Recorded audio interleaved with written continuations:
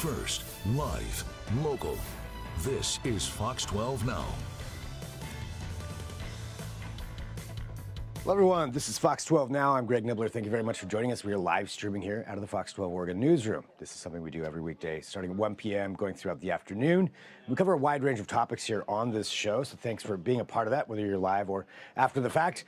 There we go. Here is what we're going to be discussing today, though. As you know, if you are watching live, we have been in a heat wave here in the Pacific Northwest, getting some really high temperatures over the weekend. It's still going to be very warm today and even going in, well, through tomorrow and before it starts cooling off a little bit later on in the week. We've got all the details on that part at kptv.com. You can go and take a look there from our weather team. But when that happens, obviously power usage does go up. People are running air conditioners. There's all kinds of reasons for that. And we wanted to find out a little bit more about those trends and what that actually means and how, honestly, we're able to meet some of those increased demands and what goes into that. And a lot of that comes from the Bonneville Power Administration and just how they handle those dams that we have and how much that increase is. And so I want to really give a big thanks you to Kevin Wingert, who is joining us right now from BPA, to just talk about this increase of what happens when that goes on and really what work you all do to make sure that we have power. But to start off, would you mind just giving everybody an overview, so we all have that in case they don't know, of the Bonneville Power Administration and just what it is that you oversee there? Appreciate you having me on, Greg. So Bonneville Power Administration, we're a federal power marketing agency, and we market the power from 31 federal hydroelectric projects throughout the Columbia River Basin. It's a very large area. The basin itself is roughly about 225,000 square miles. The actual service territory that BPA services is about 300,000 square miles. And what we do is we take that electricity that's generated from those federal dams, and those dams are owned and operated by the Bureau of Reclamation and the U.S. Army Corps of Engineers. So we work very closely with them. But we take the energy that's generated from that, as well as a few other non-federal power plants and one non-federal nuclear power plant. And we take that energy and we deliver it throughout the Pacific Northwest to our customers. We have roughly about 142 customers. And when we refer to customers, those are actual utilities. You know, you might think of like Clark PUD or PGE or Pacificor. Many of those entities. Oh, looks like our Zoom may have frozen just on. Call upon us for additional power. Clark takes much of their power from us, but PG and Pacificor obviously have a lot of their own generation. And we move this power across the federal hydropower system via about 15,000 circuit miles of transmission that we have. So the way I like to describe what BPA does oftentimes is we're like the highway, if you will, of the electrical system. We're taking power at very high amounts and transporting it throughout the region, delivering it to utilities that then take that power and deliver it to homeowners, to businesses, and others throughout the communities that they serve. Interesting. Yeah, I love that comparison. So you're the highway for this. So you're taking all that power that's being generated there and delivering it to these, as you mentioned, customers. And then that's from there, it ends up in our homes and businesses and all of that. Absolutely. So when you look at something like this heat wave that's been going on, what are some of the steps that you can do to help manage and provide that increase of power? And I guess maybe I should even start off, do you see an increase of power usage during these heat waves? Absolutely. So in just typical norms, when we're looking at a normal day, we see ebbs and flows of power usage, and oftentimes those spike in the early morning when people are getting ready to go to work, 6 to 8 a.m.-ish time frame. And then in the late afternoon, evening, around 6 o'clock, it ramps back up. And a lot of that corresponds to timeframes when you might have air conditioning running or heat or other electrical needs as people are getting ready for work or trying to relax in their homes. And when we have a heat wave or a cold snap, we see those significantly go up in the level of megawatts that are being used. And I think I shared some information with you, but it's not atypical in a heat wave for us to see the amount of generation that we have on our system, which is, just the BPA system. Pacific PGE, others will have their own generation amounts. But the amount of generation that we have on our system, it's not atypical to see it jump by 3,000 megawatts or more, which is roughly a third increase in size. Wow, so a third increase in power. And how are you able to handle that big of an increase in power usage, as far as accommodating the delivery of that? That's a great question. So one of the beautiful things about hydropower is how flexible it is. It has the ability to ramp up and ramp down as we need it to in order to meet load. And obviously that is a little bit constrained by what water is available in the system, because water is literally the fuel of our hydropower system. And so at BPA, we have a team of weather forecasters and hydrologists, and they spend all of their time looking at conditions throughout that basin. And again, we're very large, and portions of our basin actually extend up into Canada as well.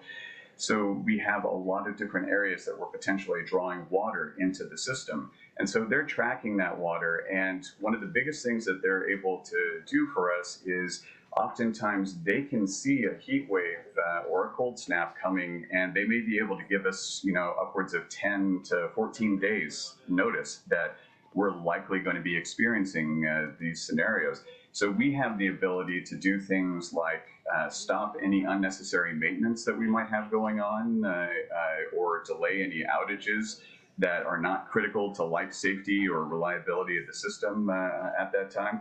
And we can also take our transmission line crews if we have a feeling that there may be areas that may be more prone to having problems than others. We can make sure that we've got line crews available and ready in those areas to be able to restore power if a disruption occurs.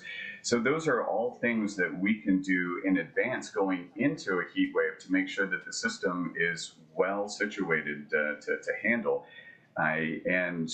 Additionally, beyond that, we have the ability to, if the load is, extreme and we have constraints on the system for, any number of reasons that might exist, we have the ability to also go to the market and potentially purchase additional power. And we maintain some pretty healthy financial reserves just for that purpose. You can kind of think of it as a rainy day fund, which might be funny in the middle of a heat wave, but there it is. There it is. It could come in. So that would be like purchasing it from another power grid system in a neighboring region, something like that? Yeah, it could be within the region if there's a particular utility that's not tapped out on their resources, or it could be coming from down south. We have connections into the California markets. We also have connections up into Canada as well. So there are a lot of places that we can potentially draw power in if needed. But oftentimes our system is fairly robust. This time of year particularly, just because it is, towards here, the end of summer, is there enough water to accommodate things like this in a normal year, I guess? Yeah. So another very fair and great question. And what I would say is, going back to, in addition to the weather forecasters and hydrologists that we employ, we also have a whole team that very specifically just looks at long-term planning and what we may need year over year in terms of power supply. And we do a very wide array of planning. I would say we're very, very conservative in terms of, not trying to overextend ourselves, because we want to make sure that we have the capability to step in if there's a large load and to be able to meet that load. So our planning parameters are very, very wide. And this is the third year in a row that we've experienced a low water year, but it's well within the planning parameters that we plan for. So we're not in a bad scenario or situation by any stretch of the imagination. And I would imagine that's all because you have so many different dams along the Columbia River along that basin all working together. So is everything really tied into what happens up in, say, northern Washington or even Canada? Is that all coordinated with what's happening, say, down in the Dalles? Absolutely great insight on your part. And it's one of the things I love to talk most about is the geographic diversity that we enjoy within the Pacific Northwest. Again, that 225,000 square mile basin that we pull from, we may be experiencing heat in one or two areas of the region, but not have as much heat elsewhere. And so you can kind of, if you want to think about it, spread out that pain if you want to, or, spread out the load where you're getting power from. The system is highly coordinated. We work with our friends in Canada to make sure that we've got water coming into the system. We have a treaty agreement with them. We also have additional non-treaty agreements on storage and the ability to bring water into the system to help us meet potential shortfalls that exist.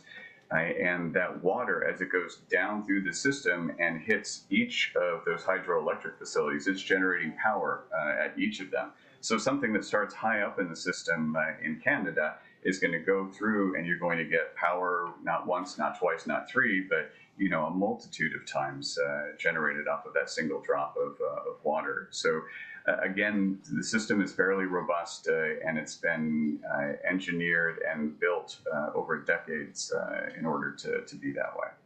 Wow, amazing. And so with this heat wave that's still going on, I mean, and it's still going to be warm here for the next few days, will you be able to say if there was another one that happened here before the end of the summer? I'm not saying that's what's going to happen, but should another one like this occur, would we still be perfectly capable to handle those power usage demands at that point? So I feel pretty comfortable saying the BPA would be able to meet all of its commitments to customers that we have. If we were to experience another significant heat wave, we might have to dip potentially into our financial reserves a little bit more, but that's what we have those for. And as we get further on into the summer, water availability does become a little bit less until we start to see the rains start to pick up, typically in late September, October timeframe. But again, we do all of the planning that we do. We have some of the best and brightest minds working for us just to be able to tackle those problems and to make sure that when you go to flip the switch, that light comes on in your home or in your business. Interesting. Well, anything else that you think is important for people to know, Kevin, just about some of the work that you do here, and particularly to handle some of these things that come up with when it comes to weather? The one thing that I would say is that we are very proud to be a part of the Pacific Northwest and of the mission that we do. A lot of the work that we do is behind the scenes, and you don't necessarily see or hear from us unless for some reason the power goes out, and then we have crews mobilizing at any time of the hour or day to restore power. But there's a lot of work that goes on to directly operationally support that work, and then a lot of work behind the scenes that takes place. And we're a fairly large organization, but we kind of exist in the background because people are just used to reaching over and flipping that light switch. But it feels good knowing that you're working for an organization that brings value like that to the entire region. So. Wow. Well, thank you very much, for joining us to talk about this and go into some of these insights. I really appreciate the conversation and getting to know. And I'll probably think of 1,000 more questions after we're done. But this is just based off of what we were talking about. But hopefully, maybe we can have a conversation a later time too. So thanks, Kevin. I really appreciate you joining us. So. Thanks, all right. Greg.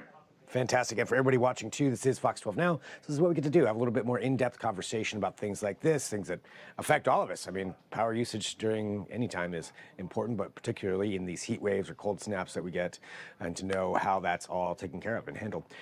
We have more coming up here on Fox 12 Now. We have lots throughout the afternoon, so I appreciate you joining us. If you're watching live, we'll be back at 1:30, so about 10 minutes or so. If you're watching after the fact, well, go and check out the Fox 12 Oregon app. Lots of different segments and things on there. Feel free to send me an email, fox12now, that's fox12now at kptv.com if you have an idea for a segment, and we can see if we can do something for that. But for now, I'll talk to you soon. I'm Greg Nibbler. This is